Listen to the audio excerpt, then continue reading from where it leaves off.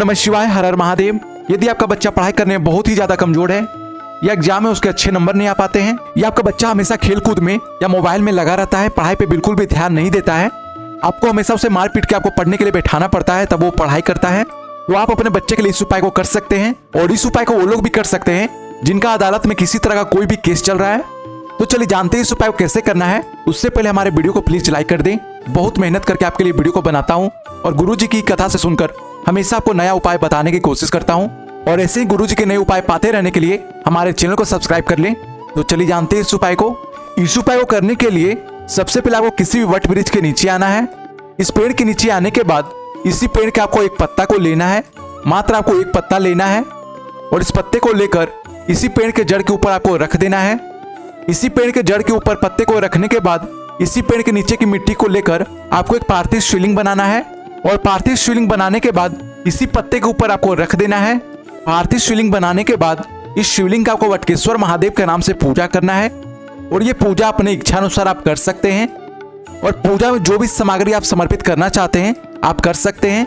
इस तरह वटकेश्वर महादेव के नाम से पूजा करने के बाद और सभी सामग्री समर्पित करने के बाद सबसे अंत में जो आपको सामग्री लेना है वो आपको दही लेना है। दही को लेने के बाद आपको वटकेश्वर महादेव का नाम लेना है और वटकेश्वर महादेव से प्रार्थना करते हुए आपको अपना नाम और गोत्र बोलना है।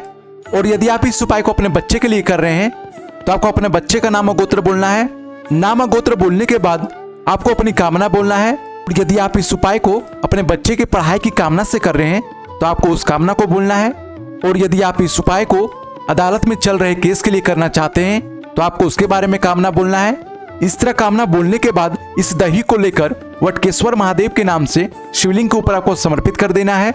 इस तरह दही समर्पित करने के बाद जब वापस अपने घर जाने लगेंगे तो घर जाने से पहले जो शिवलिंग के ऊपर आपने दही समर्पित किया था उस दही को आपको वटकेश्वर महादेव से प्रार्थना करते हुए आपको मांग लेना है।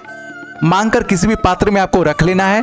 इस दही को वापस रखने के बाद इस पार्थिव शिवलिंग का आपको अपनी कामना कहते हुए किसी भी नदी के अंदर आपको विसर्जन कर देना है। और जिस पत्ते के ऊपर आपने शिवलिंग रखा था उस पत्ते का और शिवलिंग के ऊपर जो भी सामग्री आपने समर्पित किया था सभी सामग्री का आपको विसर्जन कर देना है और इस दही को लेकर अपने घर वापस चले जाना है। दही लेकर आने के बाद इस दही के अंदर आपको लाल चंदन या पीला चंदन दोनों में से जो भी आपके पास चंदन हो उस चंदन को मिलाकर अपने मस्तक पे आपको वटकेश्वर महादेव के नाम से तिलक करना है और उस केस मुकदमे के लिए आपको चले जाना है जिसमें आप जीत हासिल करना चाहते हैं।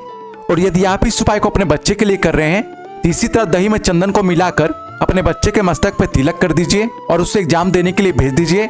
बच्चा आपका अच्छे नंबर से पास करेगा। और यदि आपका बच्चा पढ़ाई में कमजोर है या पढ़ाई में मन नहीं लगाता है तो इसी तरह दही के अंदर चंदन को मिलाकर उसके मस्तक पे आपको वटकेश्वर महादेव के नाम से आपको तिलक कर देना है। बस इतना सा आपको उपाय करना है और इस उपाय को आप किसी दिन भी कर सकते हैं, किसी समय भी कर सकते हैं।